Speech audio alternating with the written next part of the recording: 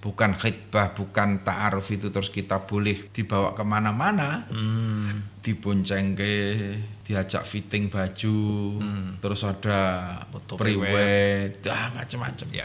Itu nggak ada sama sekali dalam tuntunan Islam seperti itu. Biasanya orang tua itu cok gampang gitu.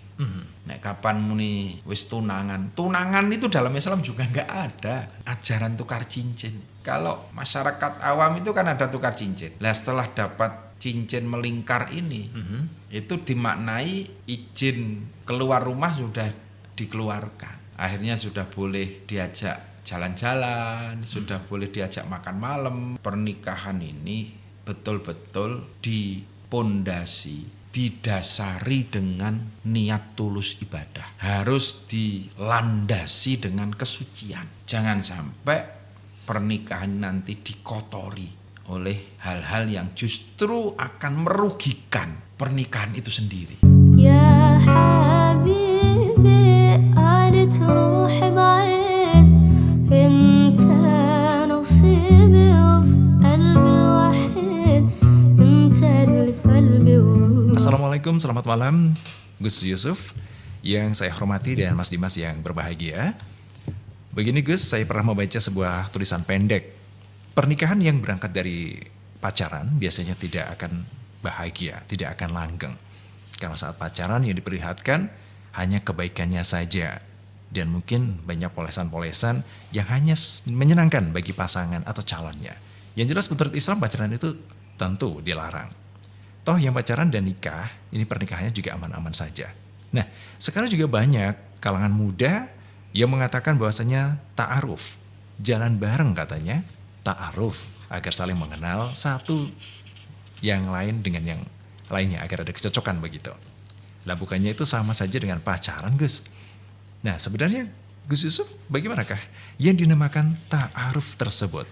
Apakah ta'aruf itu adalah pacaran yang berbungkus lafaz Arab agar kelihatan Islami? Atau seperti apa ta'aruf itu sejatinya? Lalu adakah batasan-batasannya dan apa saja hal-hal yang diperbolehkan dalam ta'aruf tersebut? Saya mohon petunjuk dari Gus Yusuf dan mohon doa dari keluarga Fas agar mampu mengarungi bahtera kehidupan tetap dalam iman Islam dan ridhonya. Amin. Wassalamualaikum warahmatullahi wabarakatuh. Rifqi di Salaman. Terima kasih Mas Rifki. Jadi semangat berislam itu tetap harus disertai dengan ilmu. Jadi tidak ada istilah kok semua sekarang gerakan Islami terus ada pacaran yang Islami, nggak ada. Nggak ada. Yang namanya pacaran itu hubungan antar laki-laki dan perempuan di luar nikah. Definisinya kan itu. Itu tetap haram dan dosa. Itu satu. Yang kedua, ta'aruf dengan pacaran beda, itu loh. Jadi ketika kita sudah saatnya untuk membangun rumah tangga, maka dimulailah kita untuk berikhtiar. Satu, tentu ikhtiarnya adalah dengan doa. Yang kedua, ikhtiarnya dengan kita mencoba mencari jodoh kita. Ya, caranya bagaimana? Ya kalau di pesantren sih sebetulnya mudah. Pesantren itu tinggal matur pada kiai, nanti kiai yang mencarikan. Piye karo iki cocok pura? Karo iki cocok pura? Iki kaya ngene, iki bocahe kene, omahe kene, anake ini, jelas itu. Ya. Atau kalau kita melalui keluarga kan juga bisa. Ngomong pada orang tua, nanti orang tua yang mencarikan. Atau kita mencari sendiri melalui teman-teman kita. Kowe duwe sedulur ora? Aku wis mangsane iki. Pengen aku golek pendamping yang seperti ini. Nah, itu bagian dari ikhtiar. Ya. Bagian dari ikhtiar. Setelah kita mendapatkan gambaran calon, maka dimulailah ta'aruf. Ta'aruf itu kalau dalam bahasa sederhananya adalah perkenalan. Nah, ketika kita sudah sampai saatnya itu, kalau hari ini ta'aruf sebetulnya banyak cara lah. banyak sekarang ta'arufnya di Facebook, ta'arufnya di Instagram. Ya. Iya, kok sakit kenal teng pundi, kenalan teng Facebook. Kok bisa dapat jodoh jauh banget? Ternyata kenalan di IG. Di medsos ya. Nah, di medsos. Oke. Itu kalau zaman dahulu ta'aruf itu ya kita mengenal dari orang tuanya atau mengenal dari gurunya. Iki bocahe saiki ngajine iki.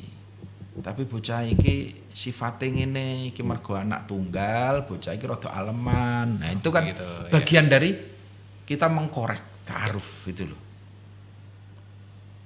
Bocahe dilalae duwe loro tipes bocah. Ini kan kita sebelum menjadi istri kan kita harus tahu semua kan. Ya. Tahu semua. Iki bocah kayak ngapalke Quran, mula aja mbok paksa-paksa. Engko kok nyambut gawe. Nah, semua latar belakangnya kita korek. Oke. Nah, nanti terus bagian dari ta'aruf tadi ada yang namanya khitbah. Khitbah itu ya bisa dikatakan ngelamar atau nontoni kalau dalam bahasa Jawanya ya. Lah khitbah itu nanti kita bisa ketemu dengan calon kita. Tapi tetap tidak boleh yang namanya khalwat. Khalwah itu berduaan. Ini tetap tidak boleh. Ya. Jadi khitbah itu tetap ditunggui oleh orang tuanya. Anaknya keluar, perempuannya, dan kita hanya boleh melihat sebatas wajah dan tangan, telapak tangan. Itu aja. Oke. Itu kalau aturan agama seperti itu. Jadi tetap ada orang tuanya. Kalau saya dulu khitbahnya itu ya anaknya keluar bawakan minuman. Oke. Nah, Sambil curi pandang ini ya. ya itu kan kita bisa checking lah. Iya. Ya. Setelah itu duduk sebentar, biasanya orang tua kan gitu. Ya. Nduk jagong sik sedelet kene. Nah, setelah itu terus 5 menit sudah disuruh masuk ke dalam. Sebatas itulah yang namanya ta'aruf, yang namanya khitbah. Itu hanya melihat wajah dan tangan, telapak tangan, bukan tangan sikut, bukan. Iya, hanya sebatas wajah dan telapak tangan. Oke. Dari situ nanti prosesnya tinggal ya wis kita mantep. Akhirnya orang tua dengan orang tua tinggal datang lagi dirembuk, dimatengke kapan diadakan akad nikahnya. Itu saja sebenarnya, sederhana itu loh. Ya. Bukan khitbah, bukan ta'aruf itu terus kita boleh dibawa kemana-mana, diboncengke, diajak fitting baju, terus ada Foto priwet, macam-macam. Ya. Itu nggak ada sama sekali dalam tuntunan Islam seperti itu. Nggak ada sama sekali yang namanya priwet. Ya saya minta kepada keluarga Fas agar pernikahan ini betul-betul dipondasi, didasari dengan niat tulus ibadah. Harus dilandasi dengan kesucian. Jangan sampai pernikahan nanti dikotori oleh hal-hal yang justru akan merugikan pernikahan itu sendiri. Ya. Justru akan merugikan kedua mempelai sendiri. Ya contohnya tadi. Ya. Biasanya orang tua itu cok gampang nggih. Nek kapan muni wis tunangan. Tunangan itu dalam Islam juga nggak ada. Nggak ada ya. Oke. Ajaran tukar cincin. Kalau masyarakat awam itu kan ada tukar cincin. Ya. Lah setelah dapat cincin melingkar ini, itu dimaknai izin keluar rumah sudah dikeluarkan. Akhirnya sudah boleh diajak jalan-jalan, sudah boleh diajak makan malam. Nah, Ya. itu yang menjadikan tadi pernikahannya sudah dikotori. Ya, Terus yang kedua juga priwit juga sama. begitu. Bahkan secara ekstrim itu ada kiai yang mengatakan kalau kita dapat undangan Ya. kok di situ ada foto berdua-duaan